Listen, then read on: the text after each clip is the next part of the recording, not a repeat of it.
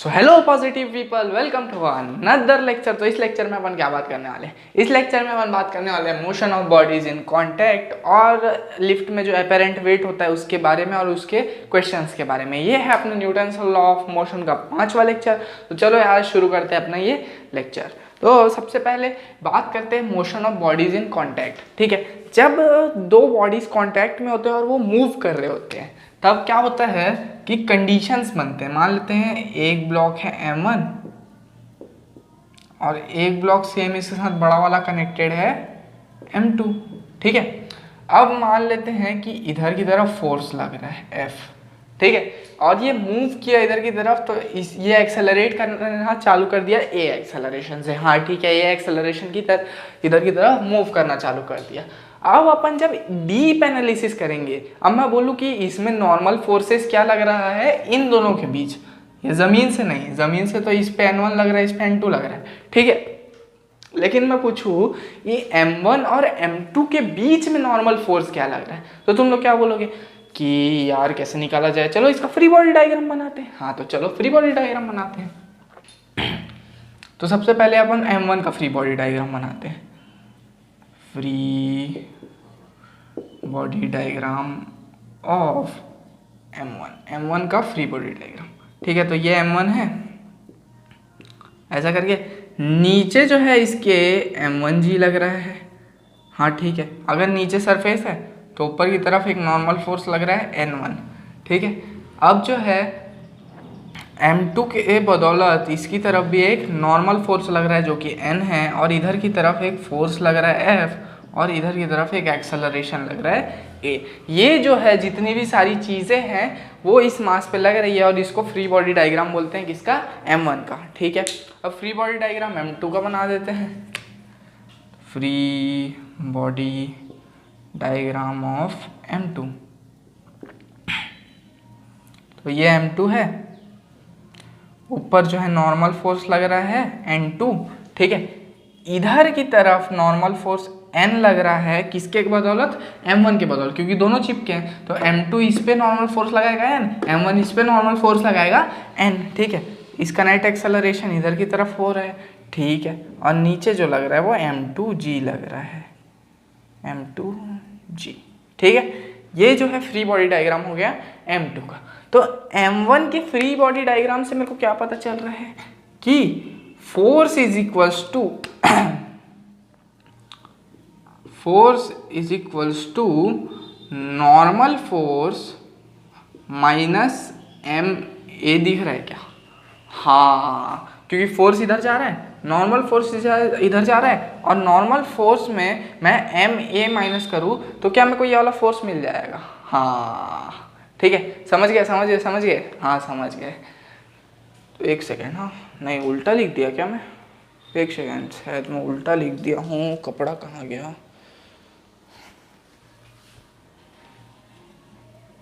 ठीक है, तो अपन न्यूटन का सेकेंड लॉ लगा रहे हैं। तो force minus N is equals to M1A लिख सकते हैं क्या? हाँ अब ठीक है। कैसे? फोर्स इधर की तरफ लग रहा है, नॉर्मल फोर्स इधर की तरफ लग रहा है, लेकिन एक्सेलरेशन इस डायरेक्शन में हो रहा है, इसीलिए फोर्स बड़ा है। अपने को समझ में आ गया, नॉर्मल फोर्स छोटा है, तो इसीलिए force minus normal force is equal to M1A हो रहा है। ठीक है, ये कहाँ से है? न्यूटन के सेकेंड लॉ से, F is equal to MA। अब F उसमें क्या होता था? F नेट होता था एक्चुअली में, समझ रहे हो? अब फ्री बॉडी डायग्राम M2 का देखते हैं। तो यहाँ M2 में मेरे को दिख रहा है कि इधर की तरफ नॉर्मल फोर्स लग रहा है एक, और एक्सेलरेशन भी इधर की तरफ हो रहा है, और कोई फोर्स नहीं लग रहा है। तो यहाँ पे जो है M2 पे कोई फोर्स नहीं लग रहा है ना, फोर्स जो है M1 पे लग रहा है। तो N is equals to M2 into A हो जाता है। हाँ बिल्कुल ये होगा। ठीक है, क्योंकि एक्सेलरेशन भी इधर हो रहा है और नॉर्मल फोर्स भी इधर लग रहा है, तो N is equals to M2A, और यहाँ N इज इक्वल्स टू कुछ और आ रहा था। ठीक, तो अब एक्सेलरेशन कैसे निकाले? तो एक्सेलरेशन का जो है फॉर्मूला होता है F net by total mass, M total. ठीक है, F net is equal to mass into acceleration होता था, तो acceleration is equal to F net upon total mass. हाँ बिल्कुल ये होता है। ठीक है, तो F नेट क्या है इस तरफ? क्या दो फोर्स लग रहे हैं? नहीं, सिर्फ एक ही फोर्स लग रहा है, वो इस तरफ, ठीक है। तो दो फोर्स इस तरफ लगते हैं तो दोनों प्लस हो जाते, एक फोर्स इधर एक फोर्स इधर लग रहा है तो दोनों माइनस हो जाते। लेकिन सिर्फ एक ही फोर्स लग रहा है इधर की तरफ, तो कोई प्लस माइनस नहीं होगा, सिर्फ एक फोर्स F लिखा है यहाँ पे, F upon mass total mass क्या है? m1 plus m2, 1 plus m2। तो यहाँ से एक्सेलरेशन का एक फॉर्मूला निकल के आ रहा है मेरे पास। अब इस एक्सेलरेशन के वैल्यू पे को मैं इसमें डाल देता हूँ, तो n क्या आ जाएगा? Normal force, n is equal to लिखा था मैं m2 इंटू a, या फिर इसको m2 into f bye m1 plus m2 लिख सकता हूँ, ठीक है। तो यहाँ से मेरे पास नॉर्मल फोर्स का एक नया सा फॉर्मूला निकल के आ गया, और इसी फॉर्मूला के बेस पे अभी अपन इसके सारे क्वेश्चंस डिस्कस करने वाले हैं, और कैसे बनेगा सारा क्वेश्चंस वो डिस्कस करने वाले हैं। तो ये फॉर्मूला और ये फॉर्मूला याद रख लेना। ये कैसे आया? फ्री बॉडी डायग्राम से आया, इसके ये सब का ले लो तुम लोग एक स्क्रीनशॉट। मैं आगे बढ़ता हूँ और, ठीक है। तो अब देखते हैं अपन इन 3 एग्जाम्पल्स को, ठीक है। तो ये 3 एग्जाम्पल्स जो है पूरा का पूरा कॉन्सेप्ट क्लियर कर देंगे, और मजे से तुम इस कॉन्सेप्ट को पूरा पढ़ पाओगे, ठीक है। तो सबसे पहला एग्जाम्पल है ये, find out acceleration of block, ठीक है। और बोला है FAB बता दे, FBC बता दे, FCD बता दे, FDE बता दे, मतलब इनके बीच के फोर्सेस बता दे, मतलब इनके बीच ये कॉन्टैक्ट फोर्सेस बता दे। मतलब कॉन्टैक्ट फोर्स जब वो चिपके रहते तब तो नॉर्मल फोर्स ही लगता है, तो इनडायरेक्टली जो है यहाँ पे नॉर्मल फोर्स पूछा है, ठीक है। किसके इसके बीच का? AB का, BC का, CD का और DE का, ठीक है। तो चलो सबसे पहले एक्सेलरेशन निकालते हैं। मान लेते हैं ये पूरा जो चीज़ है वो एक्सेलरेट कर रहा है इस तरफ, तो फोर्स इज इक्वल टू होता है मास इंटू एक्सेलरेशन। तो एक्सेलरेशन इज इक्वल टू हो जाएगा फोर्स अपॉन टोटल मास, जो कि है 5m। तो ये तो आ गया अपने पास एक्सेलरेशन। अब जो है FAB निकालते हैं अपन, ठीक है। FAB कैसे निकलेगा? देखो अभी अभी अपन देखे थे कि ये FAB जो है वो कुछ नहीं, नॉर्मल फोर्स है, AB के बीच का नॉर्मल फोर्स है ये FAB, कांटेक्ट फोर्स बोला है, ठीक है। ये कैसे निकलेगा? अपन देखे थे अभी अभी, इसका फॉर्मूला आया था m2F upon m1 plus m2। तो ये A है और ये पूरे को अपन B मानेंगे, इस तरफ वाले को, ठीक है। तो ये A है और इस तरफ का B है, ठीक। तो है ना, देखो मानना है सिर्फ ना, B सिर्फ इतना ही पोर्शन है और A सिर्फ इतना ही पोर्शन है, लेकिन क्योंकि फोर्स पूरे में लग रहा है तो A को अलग रख देंगे और B को पूरा इतना अलग रख देंगे। तो F इंटू M2, तो फोर्स लग रहा है A पे, है A पे, मतलब A वाला मास क्या होगा? M1, ठीक है। तो इस तरफ वाला ये जो इतना पूरा मास है ये कितना होगा? M2, ठीक है। तो M2 कितना हो जाएगा? NAB के लिए M2 कितना हो जाएगा? F तो उतना का उतना ही रहेगा, M2 कितना होगा? M2 होगा M plus M plus M plus M, 4M, और टोटल मास कितना है? 5M। समझ में आया कैसे ब्रेक किया? A को तो A ही रखा जैसा दिया हुआ था, लेकिन B को मैं ना 4M ले लिया। कैसे? ये पूरे को B ले लिया, ऐसे 2 ब्लॉक सिस्टम बना के कर रहा हूँ मैं इसको, समझ रहे हो? 2 ब्लॉक सिस्टम बनाओ, कन्वर्ट करो, आगे बढ़ो, सीधा 2 ब्लॉक सिस्टम बनाओ, कन्वर्ट करो, आगे बढ़ो, ठीक है। तो F इंटू M2 क्या हो जाएगा यहाँ पे? 4M, और यहाँ हो गया 5M, M से M कट गया तो ये हो गया 4F बाय 5, ठीक है। ये F का 4/5 टाइम्स, ठीक है। ये NAB आ गया। अब ऐसे ही N क्या निकालना है? BC के बीच का, B और C के बीच का। तो कुछ नहीं, यहाँ पे F इंटू 3M आ जाएगा और यहाँ आ जाएगा 5M। कैसे 3M क्या है? कैसे कैसे कैसे कैसे? तो ये जो AB है इसको एक ब्लॉक मान लो AB को, और CDE को एक ब्लॉक मान लो जो कि है 3M, और ये हो जाएगा 2M, ठीक है। BC के बीच निकालना है इसीलिए इसको 2M माने और इसको 3M माने, ठीक है। और क्या करो, बस F into 2M, F into M2 होता है, तो M2 यहाँ पे क्या है? 3M, तो 3M यहाँ कर लिए, ठीक है। समझ गए? मतलब पूरा ब्लॉक सिस्टम है, उसको 2 ब्लॉक सिस्टम को मान लो, ठीक है, ठीक है। तो NBC ये हो गया, NCD, अब CD है तो ये वाला, ठीक है। 3M और 2M में कट जाएगा, ठीक है। तो F इंटू 2M हो जाएगा अपॉन 5M हो जाएगा, ठीक है। एन डी ई क्या हो जाएगा, एफ इंटू एम बाय 5 है।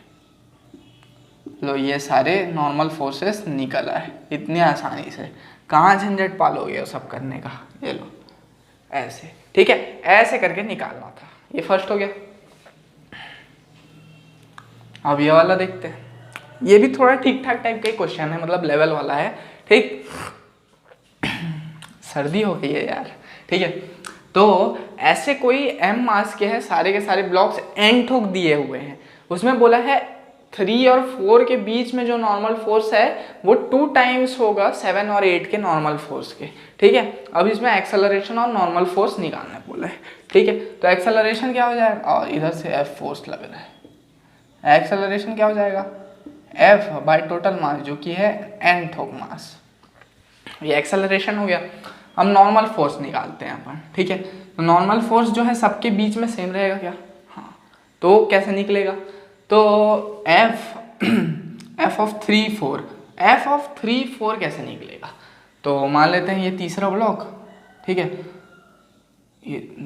ये वाला जो तीसरा ब्लॉक है इसका मास हो जाएगा 3m, ठीक है, और एक ये जो n ठोक है उसका मास क्या हो जाएगा, पूरे का मास nm था, ठीक है, 3m निकाल दिए तो क्या n माइनस 3m हो जाएगा क्या इसका मास, हाँ, कैसे कैसे कैसे कैसे, इस पूरे का मास nm था, ठीक है, फिर ठीक है अलग कर दिया अपन 3m को, तो n माइनस 3m हो जाएगा, हाँ, ठीक है। अब इन दोनों के फिर बीच कांटेक्ट फोर्स लगाते हैं, तो n3 4 जो आएगा वो आएगा अपना f n minus 3m upon total मास कितना है nm, ठीक। अब n ऑफ 7 8 के बीच लगाते हैं, 7 और 8 के बीच में, ठीक है। तो कहाँ गए, 1 2 3 4 5 6 7 और 8 के बीच में, ठीक है। तो यहाँ पे मान लेते हैं कि ये है 7m और इस तरफ का जो पूरा है वो है n माइनस 7m, ठीक है बहुत सारे ब्लॉक, लेकिन 2 ब्लॉक में अपन कन्वर्ट कर लिए सारी चीज़ों को, ठीक है। अब जो है ये क्या हो जाएगा, f into n minus 7m upon nm, ठीक है। तो n3 4 जो है is equal to 2 times of n7 8 दिया हुआ है, तो इसको और इसको पुट कर देता हूँ यहाँ पे, तो हो जाएगा f n minus 3m upon nm is equal to 2 times of f n minus 7m upon nm, ठीक है।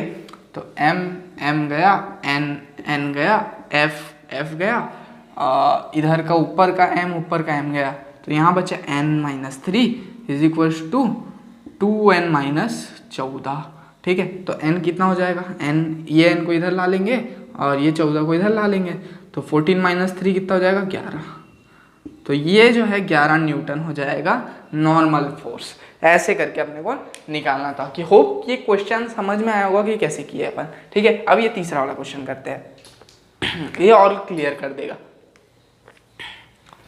तो सबसे पहले अपन ना इसको तोड़ लेते हैं 2 पार्ट में।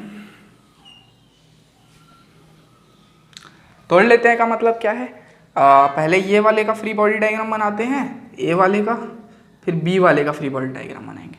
तो ए का फ्री बॉडी डायग्राम बनाते हैं, ठीक है। तो ए का इधर से 300 न्यूटन लग रहा है, इधर से नॉर्मल फोर्स लग रहा है, ठीक है, इसके कारण 10 वाले के कारण, ठीक है। इधर एक्सेलरेशन हो रहा है, ठीक है।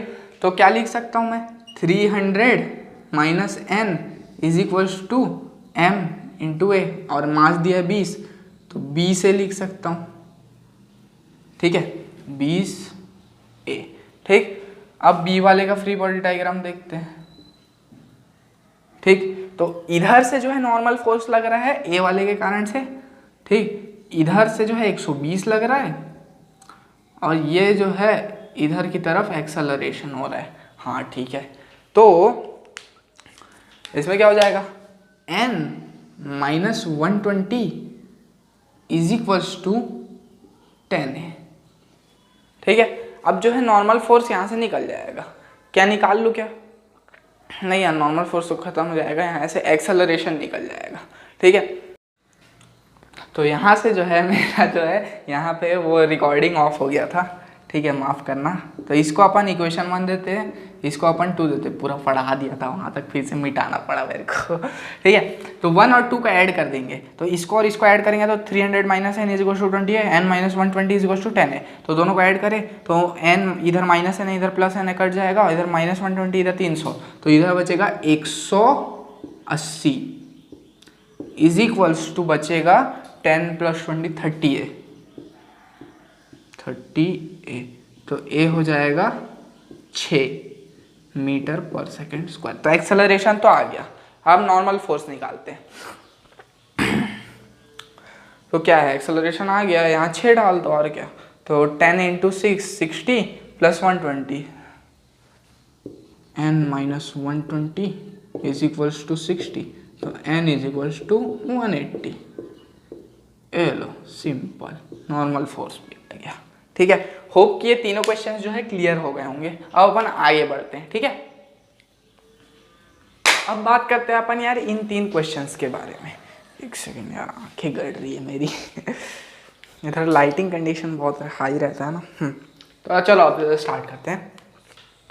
तो सबसे पहला क्वेश्चन यही है जिसमें 20 किलो का एक ब्लॉक है, फिर 10 किलो का एक ब्लॉक है, इधर 10 किलो वाले पे 50 न्यूटन लग रहा है और 20 किलो वाले पे 20 न्यूटन लग रहा है। एक्सेलरेशन इस तरफ ए है, अपने को बताना है एक्सेलरेशन और इन दोनों के बीच जो नॉर्मल फोर्स है उसका वैल्यू। तो सबसे पहले अपन क्या करेंगे, फ्री बॉडी डायग्राम बनाएंगे और क्या।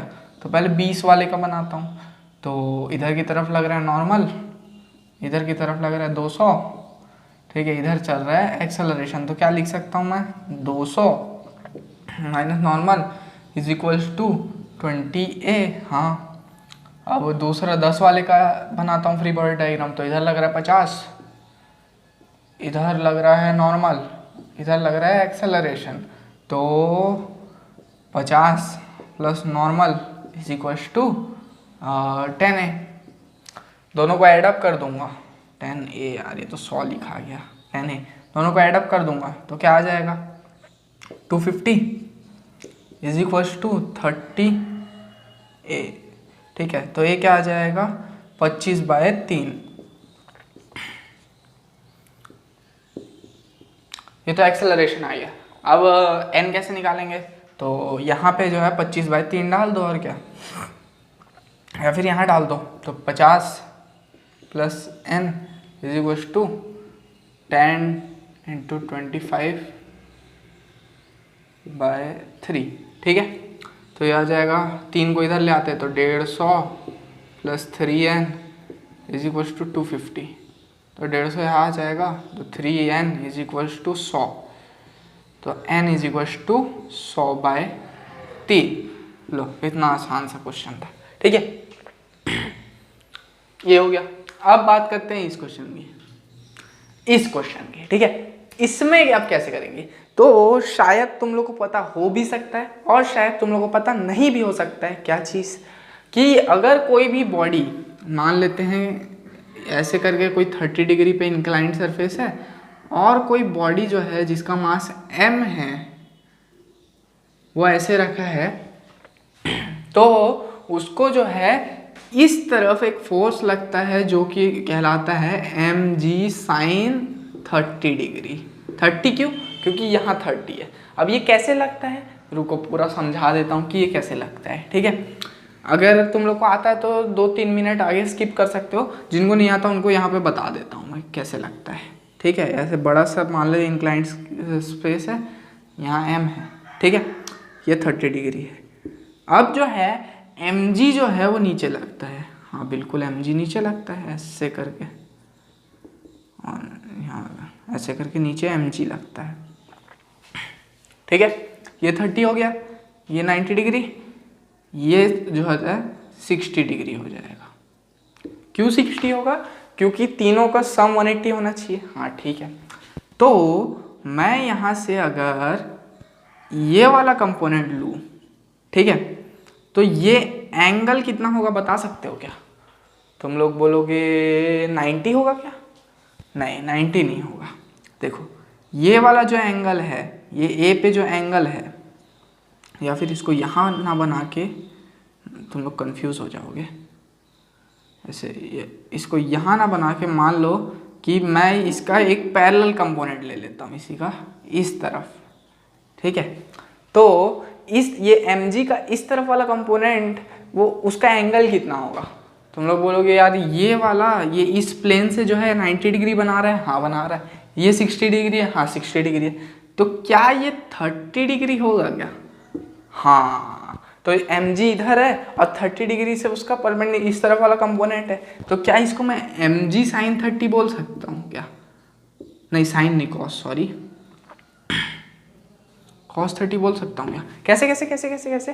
क्योंकि अगर मान लो ये f है और इधर 30 डिग्री बना रहा है तो ये f cos 30 होता है, ठीक है। जिस तरफ एंगल रहता है उस तरफ cos वाला कंपोनेंट, तो इसके परपेंडिकुलर ठीक इस तरफ जो है मेरा mg sin थीटा लगेगा क्या? हाँ, इसीलिए यहाँ mg sin 30 लग जाता है, ठीक है। होप कि ये क्लियर होगा, इसको मिटा देता हूँ मैं।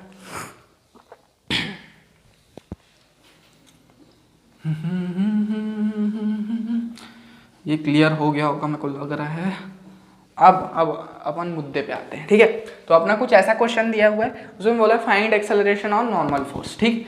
तो पहले वाले का इसका मैं फ्री बॉडी डायग्राम बनाता हूँ, दो वाले का ऐसे करके है।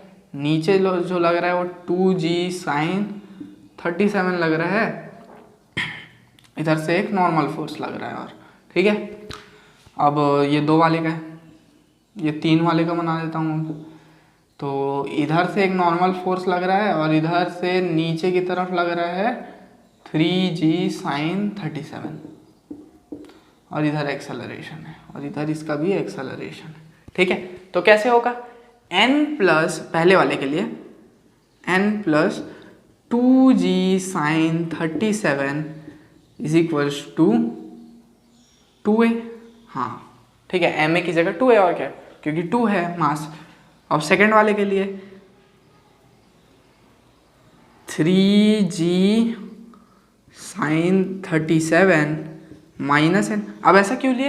क्योंकि n जो है 3g sin 37 से छोटा है। कैसे? क्योंकि दोनों जो है इस तरफ मूव कर रहे हैं, अगर उस तरफ मूव करते तो n बड़ा रहता, तो ये हो जाएगा 3a। दोनों को एडअप कर दूंगा, एडअप करूंगा तो ये आ जाएगा 5g sin 37 is equals to 5a। तो 5 से 5 कट जाएगा, a is equals to g sin 37 आ जाएगा, टू g sin 37 जो कि हो जाएगा g तो 10 sin 37 तो 3/5 जो कि हो जाएगा 6 मीटर पर सेकेंड स्क्वायर। तो यहाँ एक्सेलरेशन आ गया मेरा।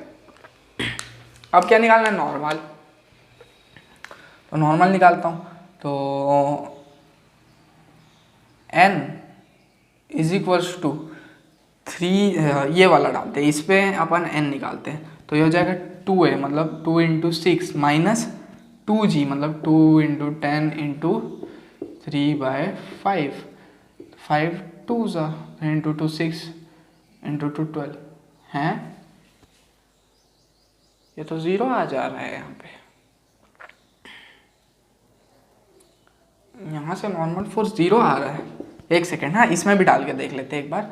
तो नॉर्मल फोर्स यहाँ से n is equals to 3g sin 37 मतलब 3/5 माइनस 3 इंटू 6, तो ये हो जाएगा 5 2 इंटू 3। हाँ, नॉर्मल फोर्स यहाँ से भी 0 आ रहा है, तो यहाँ इन दोनों के बीच में कोई नॉर्मल फोर्स नहीं लग रहा है, ठीक है। तो नॉर्मल फोर्स 0 है यहाँ पे, ठीक है। तो अब तीसरा क्वेश्चन देखते हैं, ठीक है। एक ट्रॉली है 4 किलो का, ठीक है, चार ब्लॉक है A B C और D, ठीक है। A जो है 2 किलो का है, B भी 2 किलो का है, C 1 किलो का है, D 1 किलो का है। 60 न्यूटन फोर्स लग रहा है A पे, ठीक है। 4 किलो का ये ट्रॉली है। अब अपने को बताना है कि एक्सटर्नल जो फोर्स लग रहा है या फिर कांटेक्ट फोर्स लग रहा है ये D वाले और इस ट्रॉली के बीच में वो कितना होगा।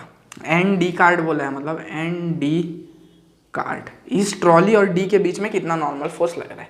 तो नॉर्मल फोर्स जो होगा वो कुछ नहीं होगा, मास ऑफ ट्रॉली होगा इनटू एक्सेलरेशन हो जाएगा। क्यों होगा ऐसा? क्योंकि ध्यान से देखो, ये सिर्फ D के नॉर्मल फोर्स के कारण क्या ये ट्रॉली चल पा रहा है? हाँ, क्यों? क्योंकि और कोई तो कनेक्टेड ही नहीं है इससे, ट्रॉली से। मतलब कनेक्टेड मतलब नीचे से कनेक्टेड है, साइड से और कोई कनेक्टेड नहीं है, डी सिर्फ कनेक्टेड है। ठीक है, तो डी के सिर्फ कनेक्टेड होने से कॉन्टैक्ट फोर्स डी और कार्ट के बीच में क्या होगा, मास इंटू एक्सेलरेशन हो जाएगा। क्यों? क्योंकि जो डी वाले के नॉर्मल फोर्स के कारण ही वो ट्रॉली मूव कर पा रही है। हाँ, तो मास ऑफ ट्रॉली क्या है, 4, लेकिन एक्सेलरेशन तो नहीं पता था, एक्सेलरेशन निकालते हैं। तो एक्सेलरेशन होता है फोर्स अपॉन टोटल मास। टोटल मास कितना है, 2 + 2 4 + 2 6, और फोर्स कितना है 60, 60/6 मतलब 10। तो एक्सेलरेशन यहाँ से 10 आ गया।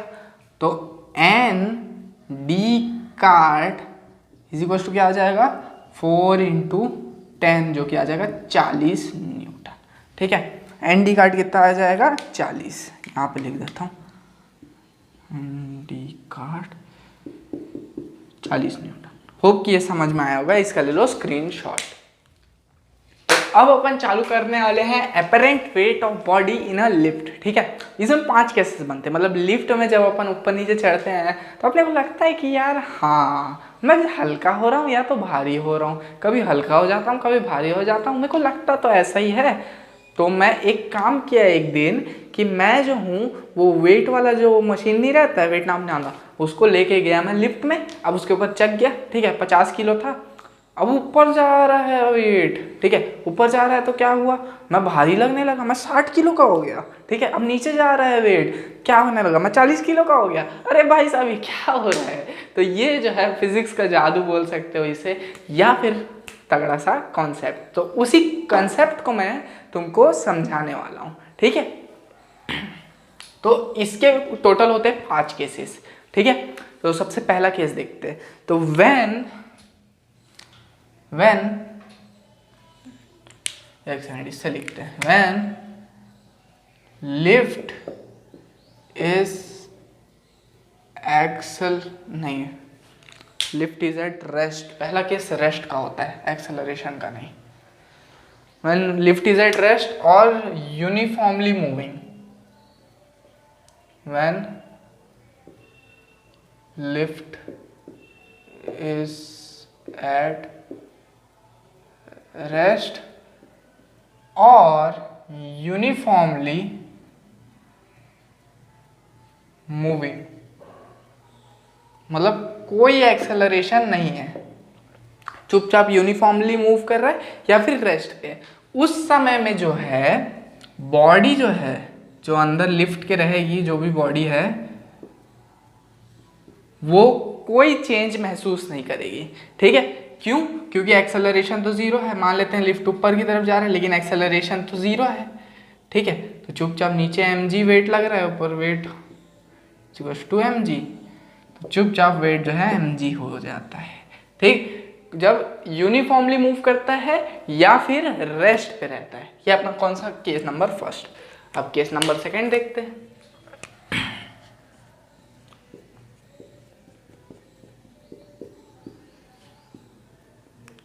When accelerating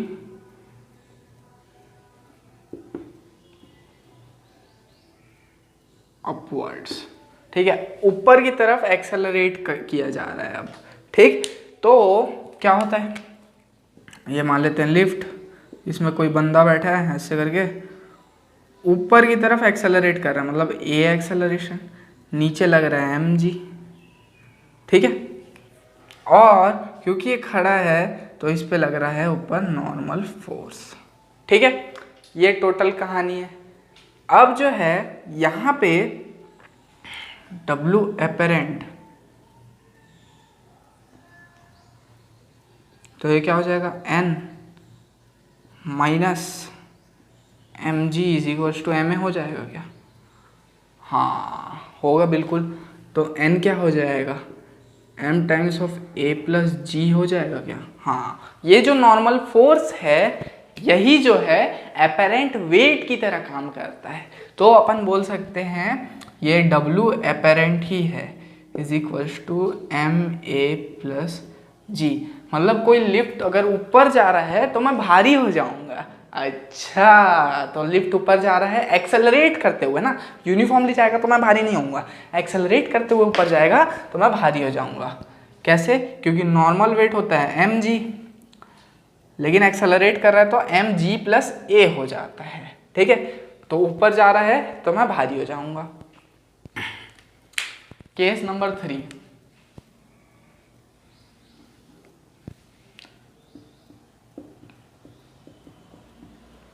ठीक है, when lift is retarding upwards. Retarding upwards मतलब ऊपर की तरफ तो जा रहा है, सॉरी ऊपर की तरफ तो जा रहा है, लेकिन अब आखिरी आ गया है उसका, वो रुकने वाला है। ठीक है, ऊपर की तरफ तो जा रहा है लेकिन वो रुकने वाला है। व्हेन रिटार्डिंग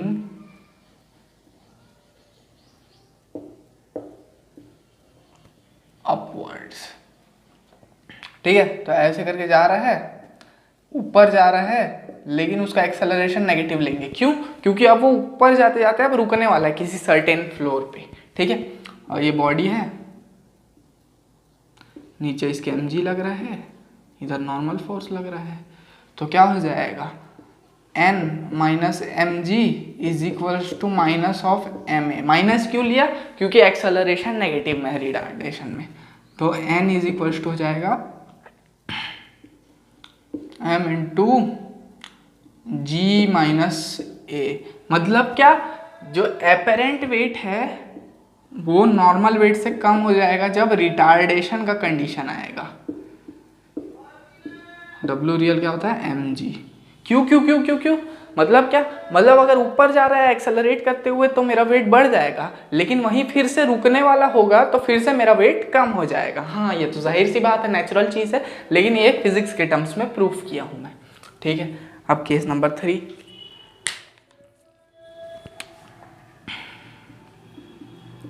नहीं केस 3 तो हो गया, केस 4।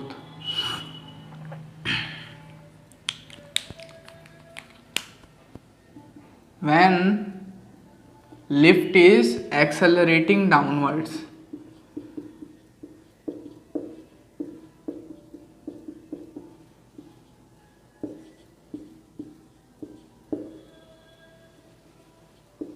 ठीक है, लिफ्ट जो है नीचे की तरफ, डाउनवर्ड की तरफ एक्सेलरेट कर रहा है, तो नीचे mg भी लग रहा है और नीचे एक्सेलरेशन भी लग रहा है। ठीक है, यहाँ एक बंदा और खड़ा है। ठीक, तो ऊपर की तरफ नॉर्मल फोर्स लगेगा, तो नॉर्मल फोर्स कितना हो जाएगा, normal force mg minus normal force होगा यार, mg minus normal force is equal to ma। ये क्यों किया मैं? क्योंकि mg बड़ा है नॉर्मल फोर्स से, इसी कारण तो नीचे जा रहे हैं, इसीलिए mg minus normal force is equal to ma हो जाएगा, और नॉर्मल फोर्स हो जाएगा mg माइनस a। मतलब क्या, मेरा फिर से वजन कम होने वाला है अगर नीचे एक्सेलरेट कर रहा है तो, और मेन वजन रहता है mg से छोटा है ये नॉर्मल। ठीक है, इसको एपेरेंट भी बोलते हैं, W एपेरेंट। 4 केसेस हो गए, अब 5वां केसेस और क्या। 5वां केस क्या है, when retarding downwards. Case number 5, when retarding downwards, when retarding downwards, नीचे की तरफ जो है रिटार्डेशन कर रहा है। मतलब क्या, क्या नीचे नहीं जा रहा, हाँ नीचे ही जा रहा है, लेकिन वह एक्सेलरेट नहीं कर रहा है, वो रुकने वाला है। ठीक है, जैसे ऐसे करके आया कोई, वो बोलते हैं लिफ्ट, ऐसे तेजी से आया फिर रुकने वाला है, ऐसे रुकने वाला है तो धीरे हो जाता है ना, तो उस समय एक्सेलरेशन नेगेटिव हो जाता है। तो ये जो है ऐसे, यहाँ कोई बंदा खड़ा है ऐसे, नीचे लग रहा है mg, ठीक है, नीचे ही नेगेटिव एक्सेलरेशन या फिर रिटार्डेशन भी बोल सकते हैं, वो लग रहा है, और ऊपर लग रहा है नॉर्मल फोर्स। तो ये हो जाएगा mg minus normal force equals to minus of ma। Minus क्यों? क्योंकि एक्सेलरेशन नेगेटिव में है, तो normal force is equals to m into G plus A. इसका मतलब क्या हो रहा है कि अगर नीचे की तरफ रिटार्डेशन हो रहा है, मतलब नीचे की तरफ रुकने वाला है, तो मेरा वेट फिर से बढ़ जाएगा। ओ भाई साहब, इतना कन्फ्यूजन। हाँ, लेकिन ये कन्फ्यूजन तो दूर करना ही पड़ेगा। इन सारी चीज़ों को तुमको याद रखना ही पड़ेगा अगर एनएलएम पढ़ना है तो। मतलब क्या, फिर से बढ़ गया तो यहाँ W एपेरेंट जो है W रियल से फिर बढ़ गया।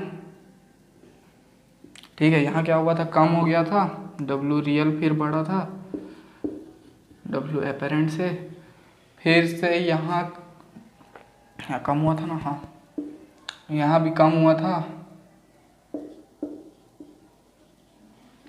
यहाँ फिर बढ़ा था,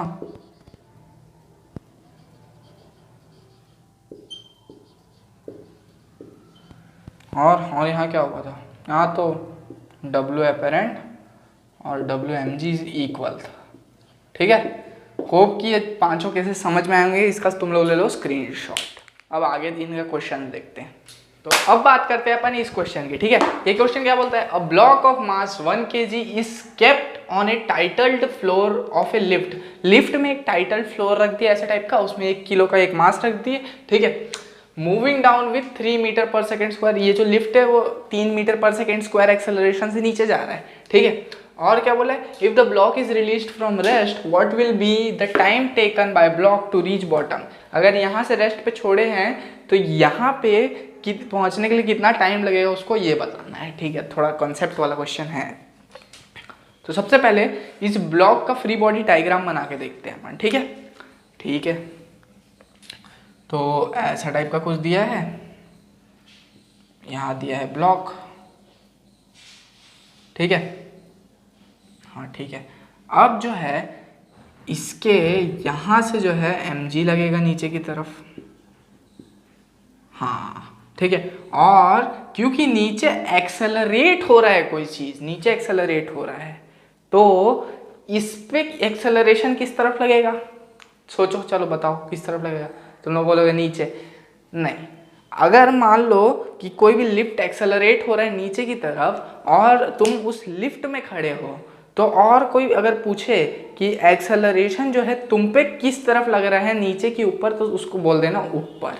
क्यों, क्योंकि अपन जनरल केसेस में भी देखें, जैसे ये इसको रखा हूँ मैं ऐसे, ठीक है, इसको रखा हूँ ऐसे, अब मैं जो हूँ ऐसे करके ऐसे करूँगा, ऐसे मेरा हाथ एक्सेलरेट करूँगा और इस तरफ एक्सेलरेट करूँगा और बोलूँगा कि इस पे जो है एक्सेलरेशन किधर लग रहा है, तो तुम लोग बोलोगे ना यार हाँ पीछे की तरफ लग रहा है इसके ऊपर एक्सेलरेशन, तभी तो ये पीछे हो रहा है कि नहीं। ऐसे रखा हूँ, ऐसे करके पीछे हो रहा है, ऐसे, है ना, एक्सेलरेशन मेरे हाथ का इधर है, लेकिन अगर इसके ऊपर एक्सेलरेशन पूछूं तो इधर आ जाता है। वैसे ही एक्सेलरेशन लिफ्ट का इधर है, लेकिन इस ब्लॉक पे अगर एक्सेलरेशन पूछूं तो वो ऊपर की तरफ आ जाता है। ठीक है, अपन इसको रियल लाइफ में भी देख चुके हैं, तो ऊपर की तरफ लगेगा ma। ठीक है, सब सही है। हाँ, इधर जो है 37 डिग्री बन रहा है। अपने को पता है कि इस तरफ जो है mg साइन 37 लगेगा, हाँ, और इस तरफ जो है वो mg cos 37 लगेगा, हाँ बिल्कुल। ठीक है, तो यहाँ पे अपने को पता है कि यहाँ पे mg cos 37 लग रहा है, तो ये वाला जो एंगल है ये 37 होने वाला है। हाँ, और 9वीं में हर एक छात्र पढ़ा है कि अपोजिट एंगल्स जो है वो इक्वल होते हैं, तो ये 37 है तो ये भी 37 होगा, और ये वाला जो है वो एम ए cos 37 हो जाएगा, और इस तरफ जो है एम ए साइन 37 लग जाएगा। हाँ बिल्कुल। तो नॉर्मल फोर्स कितना लगेगा इस पर, नॉर्मल फोर्स के लिए कुछ नहीं करना है, N is equals to M G cos 37 minus M A cos 37, तो इसमें m common, g minus A cos 37 होता है 4/5, g क्या है 10, a क्या है 3, तो 7, तो 1 इंटू 7 इंटू 4/5 जो कि हो जाएगा 28/5। ठीक है, ये नॉर्मल फोर्स हो गया। अब ये वाला देखते हैं। ठीक, एक सेकेंड, हाँ, तो ये जो है इस तरफ जा रहा है mg साइन थीटा, और एक्सेलरेट भी जो है रिलेटिवली अब ये वाला एक्सेलरेशन कौन सा है जो इस तरफ कर रहा है ये ब्लॉक, ठीक है, ये दूसरा एक्सेलरेशन है, ठीक है, ये एक्सेलरेशन अलग है और ये रिलेटिव वाला एक्सेलरेशन अलग है। तो यहाँ से मेरे पास रिलेटिव वाला एक्सेलरेशन जो है वो कुछ ऐसा आ जाएगा, mg sin 37 माइनस, अब mg sin 37 आगे क्यों और ma sin 37 पीछे क्यों है, क्योंकि ये जो ब्लॉक है वो इधर मूव कर रहा है नीचे की तरफ, तो नीचे की तरफ मूव करने के कारण मेरे को पता चल गया कि mg sin 37 ma sin 37 से बड़ा है, तो बड़े से ही छोटा माइनस होता है, ठीक, तो ये हो जाएगा ma sin 37।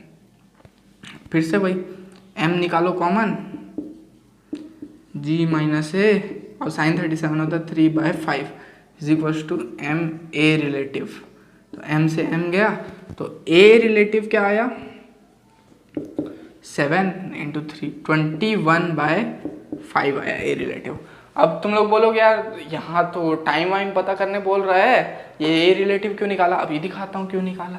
तो अपने पास एक फॉर्मूला होता है s relative is equal to u relative into t plus half A relative into T square, हाँ बिल्कुल होता है। तो यहाँ ये वाली टर्म तो ज़ीरो हो जाएगी, क्यों, क्योंकि u जो है इनिशियली इस ब्लॉक का ज़ीरो है, तो s रिलेटिव कितना दिया हुआ है, यहाँ पे दिया हुआ है 2.1 metre, 2.1 is equals to half A relative कितना 21/5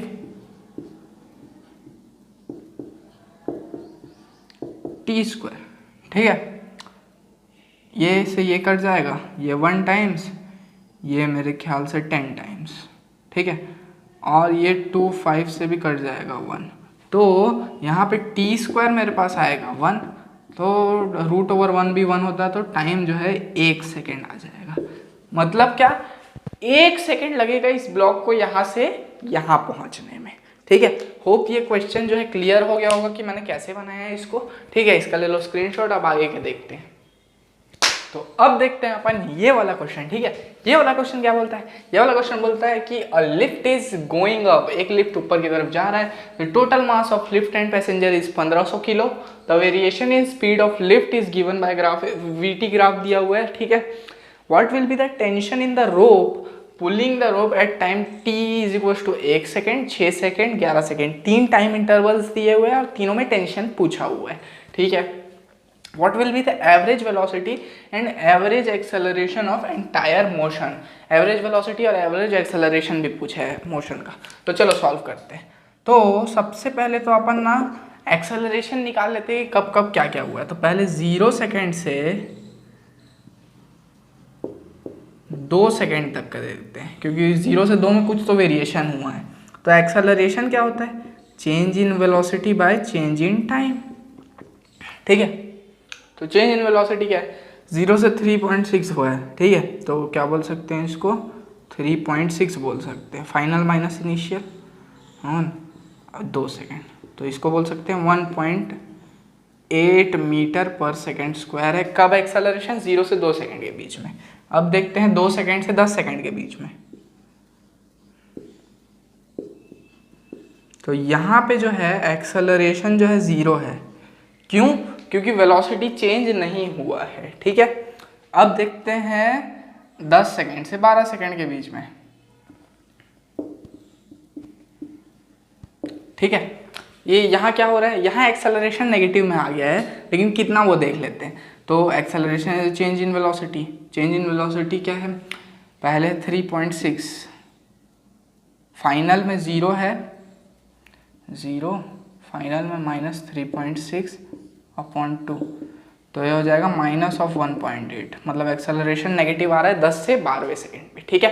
अपने क्या निकालना है, what will be the tension in the rope pulling the rope at time t is equal to 1 second. पहले टेंशन देखते हैं, तो मान लेते हैं यहाँ ये जो है नीचे mg लग रहा है और ऊपर एक्सेलरेट कर रहा है और ऊपर की तरफ लग रहा है टेंशन, तो t minus M G is equal to हो जाएगा एम ए, हाँ बिल्कुल होगा। तो t is equal to M G plus A होगा क्या, हाँ बिल्कुल होगा। तो टेंशन जो है 1 सेकेंड पे, फर्स्ट वाले सेकेंड, अब ए वाला सॉल्व कर रहे हैं, तो टेंशन एट 1 सेकेंड क्या हो जाएगा, पहले सेकंड पे एक्सेलरेशन कितना है, 0 से 2 सेकंड में 1 सेकंड भी आ जाएगा, मतलब एक्सेलरेशन 1.8। तो m जो कि है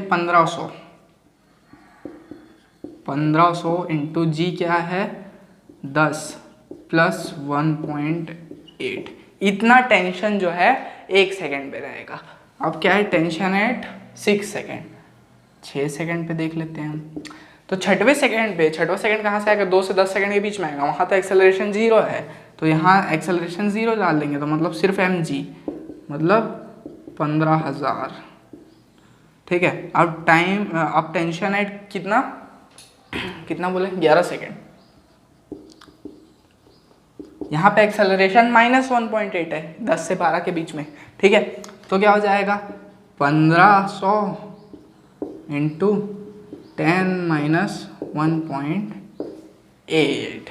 ठीक है, ये टेंशन हो जाएगा कब, एक सेकेंड, ये टेंशन कब हो जाएगा 11वें सेकंड पे, ये टेंशन 6 सेकंड पे, ये टेंशन 1 सेकंड पे। ठीक है, what will be the average velocity and average acceleration of entire motion, इस पूरे मोशन का एवरेज वेलोसिटी और एवरेज एक्सेलरेशन बताना है। तो एवरेज वेलोसिटी देखते हैं, तो एवरेज वेलोसिटी होता है टोटल डिस्प्लेसमेंट बाय टाइम। तो टोटल कितना डिस्प्लेस हुआ है देखते हैं, तो टोटल डिस्प्लेसमेंट निकालना है तो अपने को एरिया अंडर वीटी ग्राफ निकालना पड़ेगा।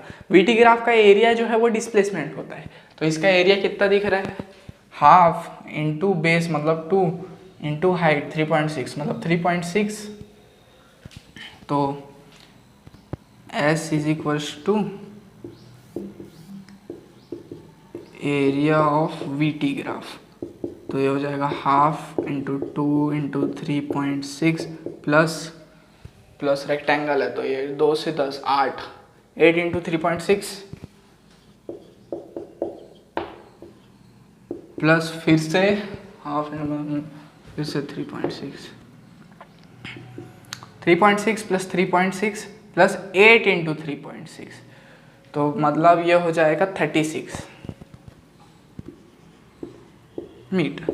तो डिस्टेंस जो कवर हुआ है वो 36 है। ठीक है, तो डिस्टेंस मिल गया 36, टाइम मिल गया मेरे को कितना है 12 सेकेंड, तो वेलोसिटी कितना हो जाएगा 3 मीटर पर सेकेंड। वेलोसिटी तो मिल गया, अब एक्सेलरेशन कैसे निकालूं, तो एक्सेलरेशन एंटायर मोशन का एक्सेलरेशन होता है, ये बी वाला पोर्शन है ना। ठीक है, तो एक्सेलरेशन के लिए क्या होता है, change in velocity by change in time. 0 second पे वेलोसिटी 0 है, 12वें सेकेंड पे भी वेलोसिटी 0 है, मतलब क्या हुआ एक्सेलरेशन 0 हुआ। समझ रहे हो क्यों, क्योंकि वेलोसिटी चेंज हुई ही नहीं है, 0 पे भी उतनी है 12 पे भी उतनी है। फाइनल और इनिशियल पॉइंट को ही देखा जाता है इन सब कंडीशंस में। तो होप यार ये लेक्चर अच्छा लगा होगा, मिलेंगे अब अपन अपने अगले लेक्चर में। Bye bye.